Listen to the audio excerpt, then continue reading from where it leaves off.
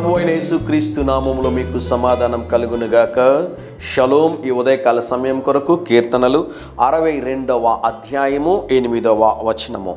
ఆయన యందు నమ్మికయుంచుడి. స్థితి ఏదైనా, పరిస్థితి ఏదైనా, చాలా క్రిటికల్ సిచ్యువేషన్ అయినా, డాక్టర్లు చేతులు వెత్తేసినా ఆయన యందు మీరు నమ్మిక ఉంచినట్లయితే ఈ దేవుడు మిమ్మును సిగ్గుపరచడని దేవుని సేవకుడిగా తెలియజేస్తున్నాను.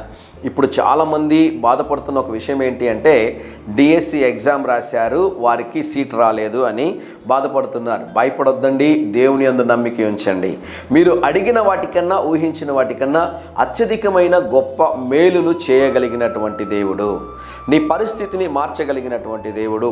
అందరూ చేతులు వెనక్కి తీసేసినా దేవుడు నీకు చెయ్యందించి నిన్ను లేవనెత్తగలడని దేవుని సేవకుడిగా తెలియజేస్తున్నాను.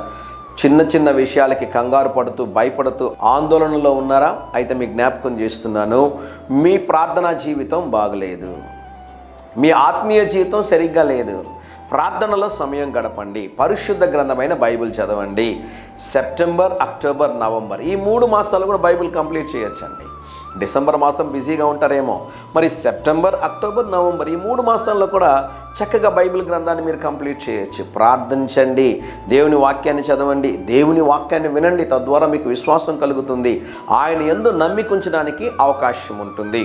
ఈ ఉదయకాల సమయంలో దేవుని సేవకుడిగా తెలియజేస్తున్నాను, మీరు నమ్మిన దేవుడు మిమ్మల్ని చేయి విడిచిపెట్టేటటువంటి దేవుడు కాదు. ఏ కార్యం కోసమైతే మీరు కనిపెడుచూ ఉన్నారో, ప్రార్థిస్తూ ఉన్నారో ఆ కార్యములో దేవుడు తప్పకుండా జయమును అనుగ్రహించునుగాక. ధైర్యంగా ఈ దినాన్ని ఎదుర్కోండి. దేవుని సన్నిధి మీకు తోడుగా వచ్చునుగాక. ప్రియ పరలోకపు తండ్రి, ఈ దినం మా ప్రియులు తలపెట్టుచున్న ప్రతి కార్యములో జయమును అనుగ్రహించమని యేసు నామములో ప్రార్థిస్తున్నాము తండ్రి. Amen, amen.